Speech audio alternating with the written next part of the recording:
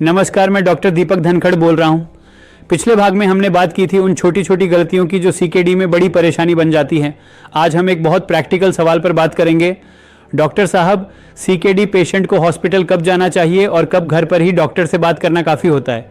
ये सवाल इसलिए ज़रूरी है क्योंकि कुछ लोग बहुत देर कर देते हैं और कुछ लोग हर छोटी बात पर पैनिक में हॉस्पिटल भाग जाते हैं। दोनों ही नुकसानदायक हैं। सबसे पहले ये समझिए, सीकेडी पेशेंट के लिए हर प्रॉब्लम इमरजेंसी नहीं होती, लेकिन कुछ सिम्टम्स वेटिंग की इजाज़त बिल्कुल नहीं देते। इस फ़र्क को समझना पेशेंट और फैमिली दोनों के लिए बहुत ज़रूरी है। तुरंत हॉस्पिटल जाने वाले symptoms in emergency.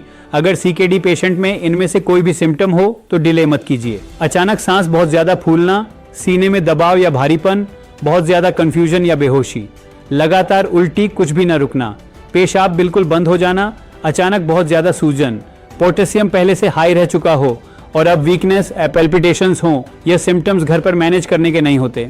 Dialysis patient के लिए स्पेशल अलर्ट्स। अगर डायलिसिस चल रही है और गेमर डायलिसिस मिस हो गई है, फिस्टुला से ब्लीडिंग, पेन या स्वेलिंग है, डायलिसिस के बाद एक्सट्रीम कमजोरी है, फीवर या शिवरिंग हो रही है, तो हॉस्पिटल जाना डिले नहीं करना चाहिए। अब समझते हैं कब हॉस्पिटल जाना ज़रूरी नहीं होता। हर बार क्रिएटिनाइन बढ़ने पर हॉस्पिटल जाना ज़रूरी नहीं होता। अगर पेशेंट स्टेबल फील कर रहा है, सांस ठीक है, एपेटाइट थोड़ी कम है लेकिन कंट्रोल में है, हल्की कमजोरी है लेकिन कोई नया सिम्टम नहीं, तो पहले अपने ट्रीटिंग डॉक्टर से फॉलोअप पर बात करें। पैनिक में हॉस्पिटल जाना अक्सर स्ट्रेस और कंफ्यूजन बढ़ाता है। रिपोर्ट्स वर्सेस सिम्टम्स, किसे ज़्यादा माने, ये बहुत इंपॉर्टेंट पॉइंट है।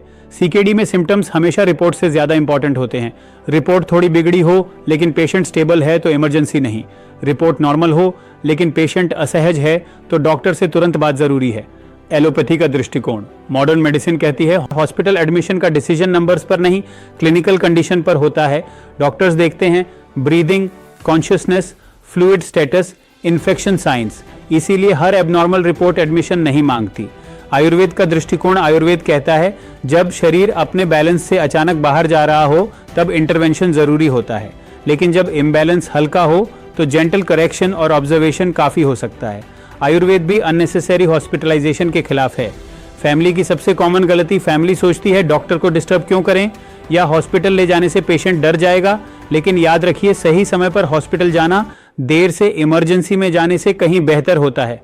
एक simple thumb rule, CKD patient में अगर इनके सिम्टम नया है, सिम्टम तेजी से बढ़ रहा है, पेशेंट खुद कह रहा है कुछ ठीक नहीं लग रहा, तो इग्नोर मत कीजिए। बॉडी अक्सर रिपोर्ट से पहले वार्निंग देती है। अंतिम संदेश, सीकेडी मैनेजमेंट का मतलब है न हर बात पर पैनिक, न हर बात को इग्नोर। बैलेंस्ड जजमेंट सबसे बड़ा इलाज है। जो पेशेंट और फैमिली इस बैलेंस को समझ लेते हैं वे अननेसेसरी डर से भी बचते हैं और डेंजरस डिले से भी। याद रखिए, सीकेडी में सही समय पर लिया गया कदम अक्सर सबसे बड़ा लाइफ सेवर होता है। धन्यवाद। The award for most profound Ayurved practitioner in Delhi goes to Dr. Deepak Dhankar. Ayurvedic kidney specialist Dr. Deepak Dhankar, ladies and gentlemen, is the founder and director of Dhanvantri Ayurveda.